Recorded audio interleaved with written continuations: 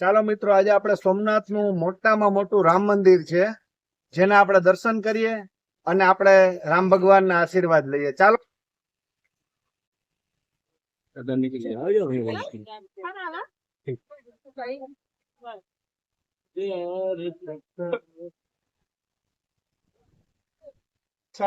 રામજી મંદિરની વિશાળ બહુ બેસવા માટેની જગ્યા છે અને બહુ વિશાળ જગ્યામાં રામજી મંદિર બનાવેલું છે, જોઈ શકો છો તમે.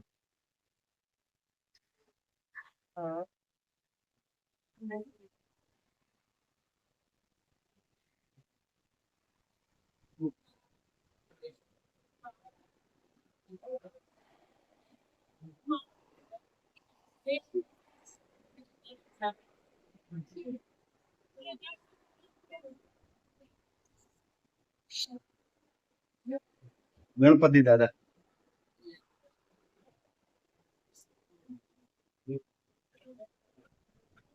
તમે અહીંયા બેસીને રામ નામ લખી શકો છો. બેસવા માટેની વ્યવસ્થા પણ રામ નામ લખવાની છે અહીંયા.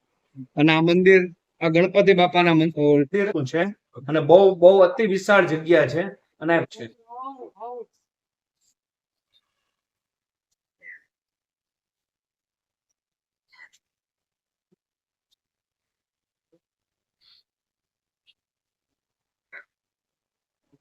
આ મંદિરની પાછળના ભાગમાં પ્રદક્ષિણા કરીએ અને બધા ભગવાનના દર્શન કરીએ.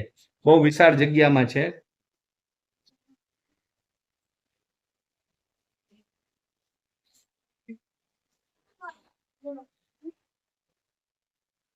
ઈશાનદેવ,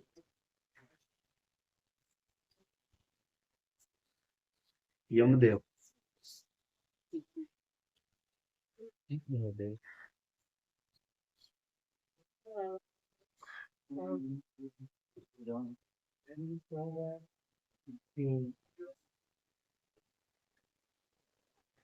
વિના પૈસા એટલે કે ફ્રીમાં ભોજન પ્રસાદી આપે છે, જેનો સમય 11 થી 3 નો નિઃશુલ્ક ભોજન પ્રસાદ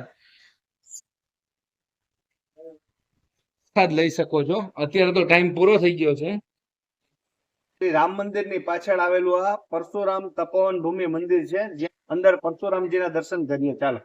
આ આદિત્ય પ્રભાસ કુંડ છે, જુઓ, દર્શન કરો. આ મંદિરની અંદર જ છે અને બીજો કુંડ પવિત્ર છે, જેના પણ આપણે દર્શન કરીએ. કલેશ્વર મહાદેવનું મંદિર છે. અહીંયા જલેશ્વર મહાદેવ છે. આ જલેશ્વર મહાદેવ. આ શ્રાવણેશ્વર મહાદેવ મંદિર છે, દર્શન. આ ઇન્દ્રેશ્વર મહાદેવનું મંદિર છે, કુંડની નજીક આવેલું છે. આ મેન મંદિર છે પરશુરામજીનું, એના દર્શન કરીએ. હવે આપણે ચાલો જાશું હરિહર વન. એની અંદર બધી પ્રકારની વનસ્પતિ છે અને વનસ્પતિ બધી જોઈને આપણે દર્શન કરીએ. હરિહર વન.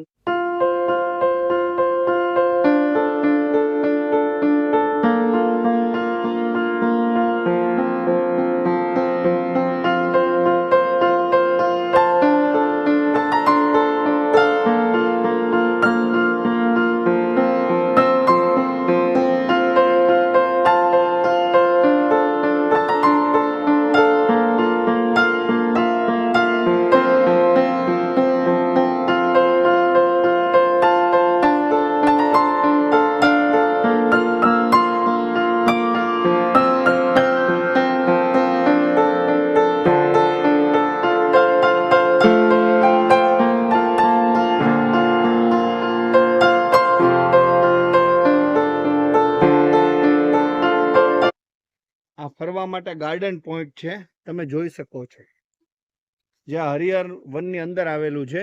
હિંચકા લસરપટ્ટી ગાર્ડન નાનું એવું છે.